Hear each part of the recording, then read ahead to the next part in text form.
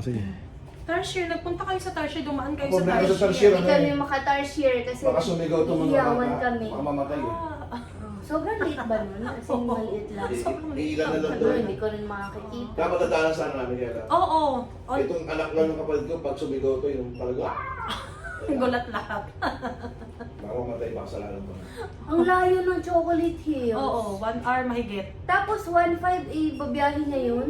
Nakakahilo. Maganda. Oo, nahilo nga ako. Kasi nga, ano eh, parang paikot. Oo. Ano. May pagkabagyo siya ng slightly. Wait lang, ano ang biyahe niya? Start siya ng maaga doon sa Chocolate Hindi, Hills. depende kasi sa madilim ano. eh. Depende sa guest. Depende sa guest. Di ba kayo din? Ganun din sa inyo dito.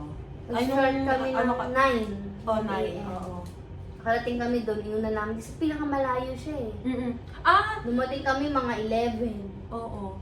Tapos pabalik. Oh, maigi nga. Ngayon nga kayo talaga napunta kasi maganda yung panahon. Oo. Ang init lang nga. Doon sa Pagpaakyat. forecast nung 2 months ago, tingin kami puro rain. Dumaan tong bagyo. Babagyo nga, nag-travel kami.